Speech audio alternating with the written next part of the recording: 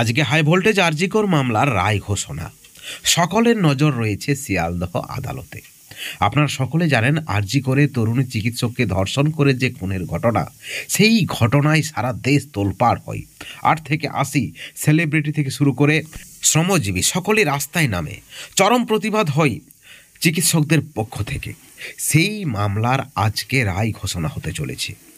কি পরিণতি হবে অভিযুক্ত সিভিক ভলেন্টিয়ারের, তা জানতে গোটা রাজ্য কিন্তু আদালতের দিকে মুখিয়ে রয়েছে। আজকে অত্যন্ত স্পর্শকাতর একটি মামলার রায় ঘোষণা। আতশ কাচের তলায় থাকবেন একমাত্র অভিযুক্ত সিভিক ভলেন্টিয়ার, নজরে থাকবে আরও 2-1 জন।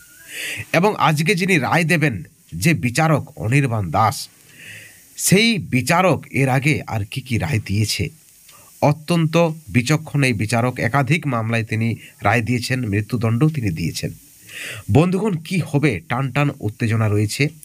আজকে শনিবার দুপুরে আরজিকর মামলার রায় ঘোষণার সম্ভাবনা রয়েছে। ইতিমধ্যেই 50 জনের সাক্ষ্য গ্রহণ করা হয়েছে। ফরেনসিক টিম থেকে শুরু করে নির্যাতিতার বাবা, সিবিআই আধিকারিক, তদন্তকারী অফিসার সহ সহকর্মীদের ইতিমধ্যেই সাক্ষ্য গ্রহণ করেছে। এই সাক্ষ্য গ্রহণ করা হয়েছে, সাক্ষ্য গ্রহণ করেছে আদালত। এবং আজকে ইন ক্যামেরা এই মামলার শুনানি রয়েছে। একেবারে রুদ্ধদ্বার শুনানি হবে এবং সেখানে সকলের নজর থাকছে আজকেই কি রায় ঘোষণা হবে, নাকি যদি কোনো শাস্তি হয় বা দোষী প্রমাণিত হয় কোনো ব্যক্তি বা অভিযুক্তরা, তাহলে কি আজকেই তাদের শাস্তির রায় হবে, নাকি সেটা 2-1 দিন পিছিয়ে যাবে, সেই সম্ভাবনাটাও থাকছে। শিয়ালদহ আদালতের অতিরিক্ত জেলা দায়রা বিচারক অনির্বাণ দাস, যার হাতে লেখা হবে সবচেয়ে স্পর্শকাতর এবং হাই ভোল্টেজ আরজিকর মামলার রায়।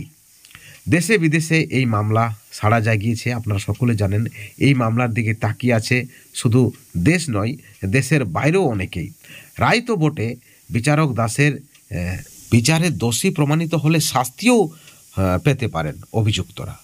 বন্ধুগণ, অত্যন্ত বড় হাই ভোল্টেজ রায় ঘোষণা। সকলের নজর থাকছে শিয়ালদহ আদালতের দিকে। সরকারের উপর, প্রশাসনের উপরও বিশেষ চাপ রয়েছে। আপনারা জানেন ইতিমধ্যে মুখ্যমন্ত্রী বলেছেন এ রাজ্যে বা সমাজে ধর্ষকদের কোনো জায়গা নেই। 162 দিন পার হয়েছে, চোখের জলে কাটিয়েছে নির্যাতিতার বাবা মা। একাধিক প্রশ্ন রয়েছে, তারা কি সব উত্তর পেয়েছে? তাদের যে আঘাত, তাদের যে যন্ত্রণা, সেই যন্ত্রণায় কি প্রলেপ দেওয়া যাবে এই বিচারের মাধ্যমে, রায় ঘোষণার মাধ্যমে? একাধিক প্রশ্নও কিন্তু রয়েছে। সব মিলিয়ে অত্যন্ত একটা গুরুত্বপূর্ণ রায় ঘোষণা। সকলের নজর থাকছে আদালতের দিকে। প্রত্যেকটা আপডেট আপনারা এই চ্যানেলে পাবেন। প্রত্যেকটা আপডেটের দিকে আমাদের নজর রয়েছে। প্রত্যেকটা আপডেট আপনারা আমাদের চ্যানেলে পাবেন। অবশ্যই চ্যানেলে নজর রাখবেন।